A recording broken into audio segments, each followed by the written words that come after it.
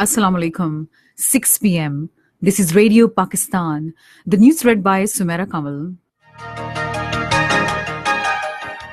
First, the headlines. Foreign Office spokesperson says Pakistan is taking action against all terrorist groups that threaten its security and stability. Pakistan has conveyed its willingness to Azerbaijan to host the second trilateral meeting of foreign ministers of Turkey, Pakistan and Azerbaijan in Islamabad. Prime Minister at a briefing by Election Commission today expressed satisfaction over arrangements of holding free and fair general elections. In Afghanistan, 16 militants have been killed by government forces in Siripul province. In Syria, government forces today pounded the rebel-held areas with artillery in southwestern part of the country. In the FIFA World Cup, the match between Denmark and Australia is in progress in Russia. And now the news in detail. Pakistan says the so-called governor's rule in occupied Kashmir is one of the ploys adopted by New Delhi from time to time to further suppress the will of Kashmiri people.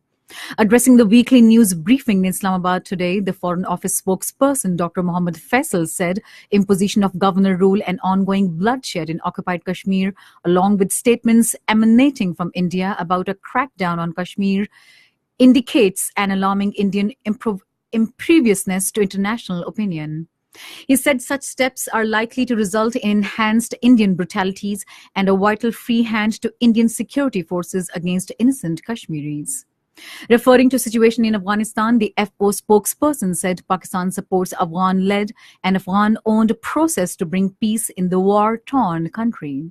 The spokesperson said Army Chief General Qamar Javed Bajwa, during his visit to Afghanistan earlier this month, held talks with President Ashraf Ghani on bilateral issues and matters related to Afghan peacemaking efforts. He said Pakistan does not distinguish between good and bad Taliban and is equally pursuing all terrorist groups that threaten its security and stability. Azerbaijan Ambassador Ali Fikrat Oglu Alizada paid a courtesy call on caretaker Prime Minister Nasrul Mulk in Islamabad today. Speaking on the occasion, the caretaker Prime Minister said Pakistan and Azerbaijan traditionally enjoy close, cordial relations marked by trust and understanding. He said bilateral collaboration in different sectors has been growing steadily. Nasrul Mulk appreciated Azerbaijan's continued support on Kashmir dispute and appreciated Azerbaijan's invaluable role in the OIC contact group on Jammu and Kashmir. He reiterated Pakistan's principled position on the Nagorno-Karabakh issue. Caretaker Prime Minister Nasrul Mulk has assured that the caretaker setup will ensure holding a free, fair and impartial general election. He was speaking at a briefing on preparations on general elections at Election Commission of Pakistan in Islamabad today. The Prime Minister expressed satisfaction over the arrangements made by the Election Commission for holding elections. He also met Chief Election Commissioner, Justice Retired Sardar Mohammad Raza. Speaking on the occasion, the Chief Election Commissioner expressed confidence the Election Commission will fulfill its obligations to the nation in a befitting manner. He said the role of all stakeholders in holding of a transparent general election is critical and vital so as to meet the expectations of the nation and uphold the sanctity of the Constitution. Acting President Mohammad Sadiq Sanjarani has accepted resignation of Attorney General Ashtar Osaf Ali. Acting President has appointed Khalid Javed as new Attorney General of Pakistan. Acting President Mohammad Sadiq Sanjarani says the China-Pakistan Economic Corridor is a project of paramount significance for economic development of the country, especially Balochistan and Gwadar. He was talking to a delegation of National Security Workshop of National Defence University in Islamabad today. The acting president said CPAC will be fully operational in the near future.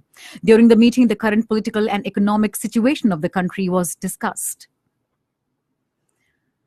Former ambassador of Pakistan, Jamshed Markar, passed away in Karachi today. He was 95. Jamshed Markar was a veteran diplomat. He was also author of 3 books. This is Radio Pakistan. Azad Jammu and Kashmir President Sardar Masood Khan says imposition of governor rule in occupied Kashmir for the 8th time in 4 decades is evidence of India's failed Kashmir policy. He was talking to Senior Minister Chaudhry Tariq Farooq at Kashmir House in Islamabad today.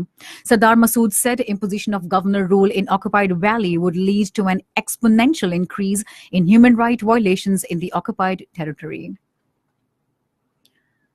In occupied Kashmir, complete shutdown was observed today against continued killing spree by Indian troops in the territory. Call for the shutdown was given by joint resistance leadership comprising Sayyid Ali Gilani, Mirwais Umar Farooq and Muhammad Yasin Malik. It was also aimed at registering protest against the cold-blooded murder of veteran Kashmiri journalist Shujat Bukhari. All shops, business establishments and educational institutions remained closed while traffic was off the road. Indian police arrested Muhammad Yasin Malik after raiding his residence in Mesuma area of Srinagar early in the morning today and lodged him at Koti Bagh police station. The occupation authorities put Sayyid Ali Gilani, Mirwais Umar Farooq and other Hurriyat leaders under house arrest or in custody to prevent them from leading demonstrations against the killings. The authorities also suspended train services across Kashmir Valley. In Afghanistan, at least 16 militants have been killed and 11 others injured in artillery shelling and air strikes by government forces in Sayad district of Saripul province. In a statement, Afghan Minister of Defense said some weapons and ammunition were also seized after the airstrikes. 9 European Union states have agreed to create rapid response teams to counter cyber attacks. Project leader of the plan and defense minister of Lithuania, Raimundas Karbolis, announced in Vilnius today that the teams will be created within the framework of new EU Defense Pact. In Iraq, Supreme Court today ordered a manual recount of last month's legislative elections that resulted in a surprise victory for the populist cleric Muqtada Sadr. The court ordered that all of the roughly 11 million ballots, including those of the voters living abroad, displaced persons, and security forces, must be recounted. The May 12 vote was won by cleric Muqtada Sadr's electoral alliance with communists. In Syria, government forces today pounded the rebel-held areas with artillery in southwestern part of the country near border with Jordan and Israeli-occupied Golan Heights.